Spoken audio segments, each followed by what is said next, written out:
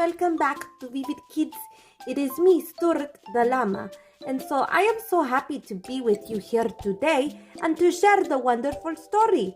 You see, our message for the month is when God wins, we are winners.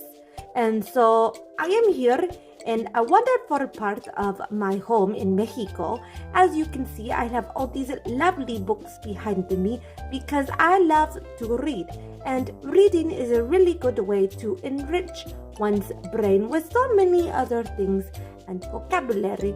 And so today, I wanted to share one of my favorite stories of all time.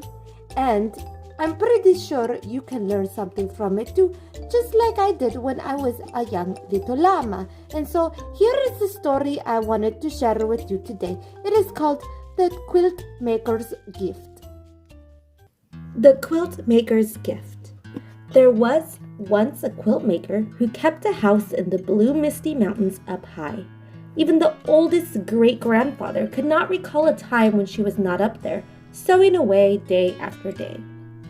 Here and there, and wherever the sun warmed the earth, it was said she made the prettiest quilts anyone had ever seen.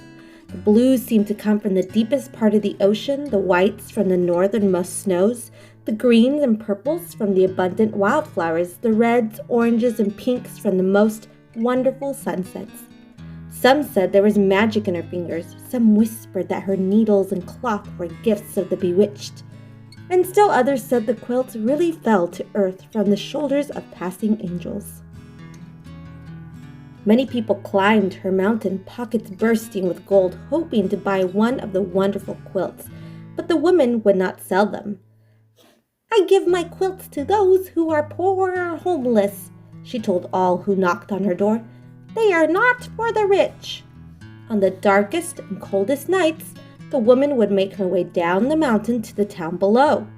There she would wander the cobblestone streets until she came upon someone sleeping outside in the chill. She would then take a newly finished quilt from her bag, wrap it around their shivering shoulders, tuck them in tight, and tiptoe away. Then the very next morning, with a steaming cup of blackberry tea, she would begin a new quilt. Now at this time there also lived a very powerful and greedy king who liked nothing better than to receive presents. The hundreds of thousands of beautiful gifts he got for Christmas and his birthday were never enough, so a law was passed that the king would celebrate his birthday twice a year. When that still wasn't enough, he ordered his soldiers to reach the kingdom for those few people who had not yet given him a gift. Over the years, the king had come to own almost all of the prettiest things in the world.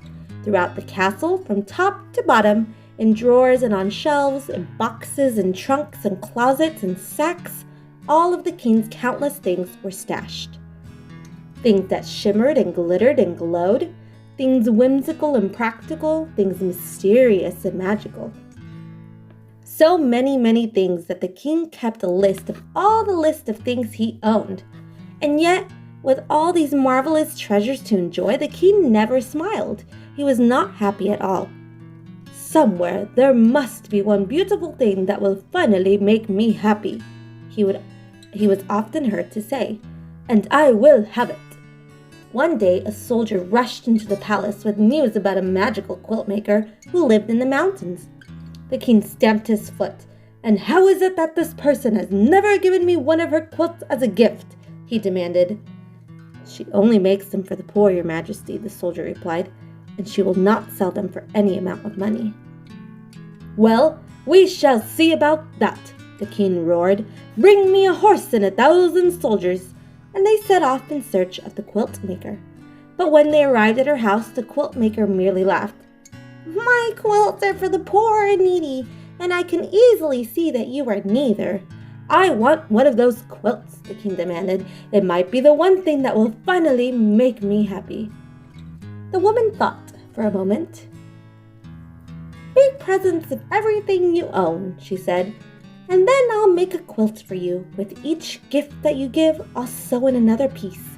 When at last all your things are gone, your quilt will be finished." "Give away all my wonderful treasures?" cried the king. "I don't give things away, I take them. and with that he ordered his soldiers to seize the beautiful star quilt from the Quiltmaker. But when they rushed upon her, she tossed the quilt out the window, and a great gust of wind carried it up, and away. The king was now very angry. He marched the woman down through town and up another mountain where he had his royal iron makers shape a thick bracelet of iron.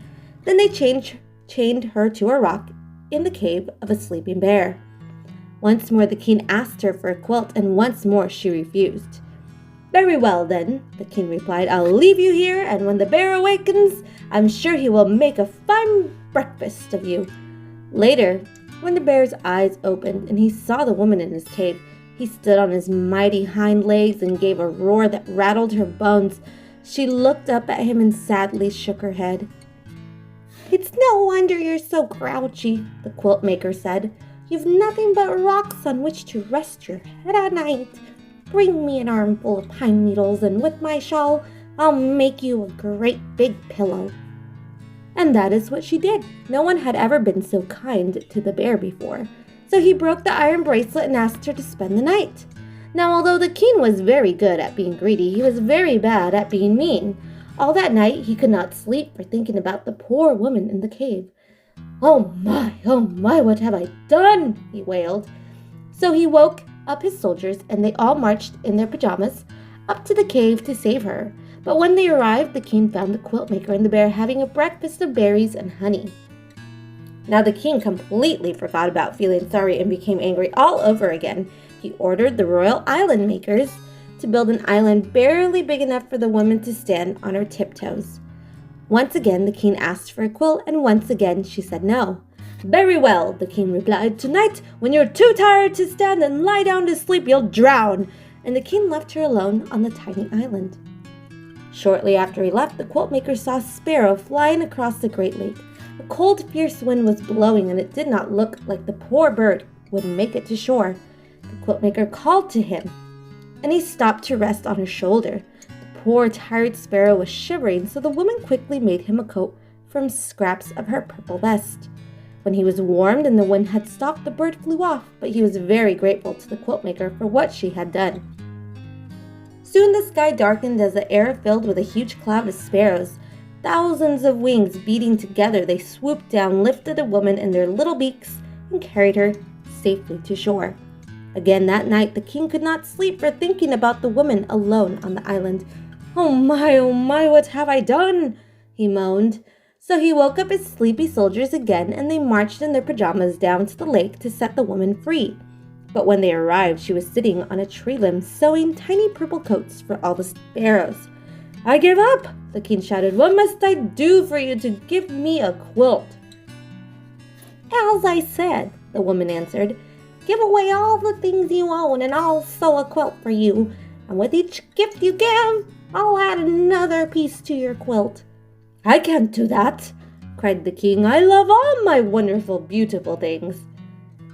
"But if they don't make you happy," the woman replied, "what good are they?" "That's true," the king sighed, and he thought about what she had said for a long, long time. So long that weeks went by. "All right," he finally muttered. "If I must give away my treasures, then I must." The king went to his castle and searched from top to bottom for something he could bear to give away. Frowning, he finally came out with a single marble, but the boy who received it smiled so brightly in return the king went back for more things. Eventually, he brought out a pile of velvet coats and went about the town giving them to people dressed only in rags. All were so pleased that they marched up and down the street in a grand parade. Still, the king did not smile. Next, the king fetched 100 waltzing blue Siamese cats and the dozen fish that were clear as glass. Then the king ordered his merry-go-round with the real horses to be brought out. Children cried with delight and cartwheeled around him. And just the smallest of smiles began to show on the king's face. The king looked about him and saw the dancing and merrymaking and all the happiness his gifts had brought. A child took hold of his hand and pulled him into the dance. Now the king really smiled and even laughed out loud. "How can this be?" he cried. "How can I feel so happy about giving my things away? Bring everything out! Bring it all out at once!" Meanwhile, the quiltmaker kept her word and started making a special quilt for the king, which, with each gift that he gave, she added another piece to his quilt. So the king kept on giving and giving. When at last there was no one left in town who had not received something, the king decided to go out into the world and find others who might be in need of his gifts. But before he left, the king promised the quiltmaker he would send a sparrow back to her each and every time he gave something away. Morning, noon, and night, the wagons rolled out of town, each piled high with the king's wonderful things.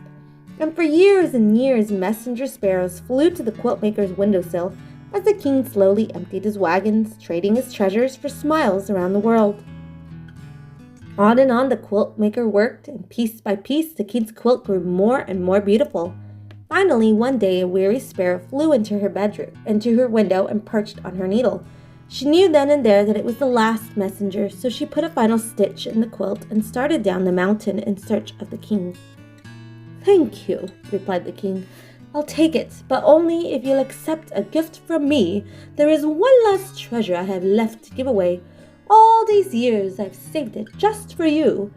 And from his rickety, run-down wagon, the king brought out his throne. "It's really quite comfortable," the king said, "and just the thing for long days of sewing." And from that day on, the king often came to the quiltmaker's house in the clouds. By day, the quiltmaker sewed the beautiful quilts she would not sell, and at night the king took them down to the town. There he searched out the poor and downhearted, never happier than when he was given something away. Hello kids, and welcome back. I hope you liked the story as much as I did, because it is truly one of my favorites. You see, that story has so much to share with us, and it actually reminds me of another story in the Bible of David and his men. You see, David and his soldiers go to help King Achish fight a battle, and the Philistine princes don't want their help. So David and his army return home to Ziklag. When they arrive, they find their city burned and their wives and children gone, and they pursue the raiding Amalekites and recover all the captives and much bounty, just like all the bounty the king had in the story, everything that he wanted. David shares the bounty with all 600 of his men, even the 200 of them who had not fought in the actual battle because they were too exhausted. So David, just like the king, gave all of the treasures that he earned or that he got to everyone that was with him, all 600, including those that didn't really fight. And like the king, he really knew that this was the right thing to do, right? To share everything, just like the king did in our story by giving away all of his treasures to those. And that is what really brought him happiness in the end. And David in his heart knew that he also had to share all of his winnings, all of his bounty, the treasures that he got with everyone, including those who didn't go with him, because it was the right thing to do. And you see, like that, God also wants us to know that when we accept Him, we are winning as well. And that sharing, like they say on the bubblegum commercial, what flavor was that? Juicy fruit. Sharing is caring, like the song goes, it can be fun.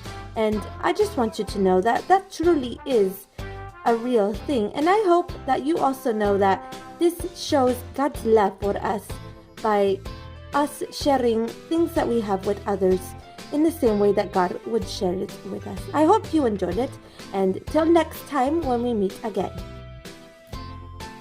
Thank you so much, Stewart, for letting us know and sharing that wonderful story with us about the woman, the quiltmaker's gift. And also with tying that with King David and his men, because yes, he did end up sharing, even though not everyone participated. And that's what we need to do in lives as well. So I just really wanted to end everything with our memory verse for today, which can be found in Psalms 23, verse 6. And it goes like this: "Surely your goodness and love will follow me all the days of my life, and I will dwell in the house of the Lord forever," which is such a blessing and really a gift in itself for us. So thanks so much for tuning in, and children, I hope you had a really good time. Till next time, bye!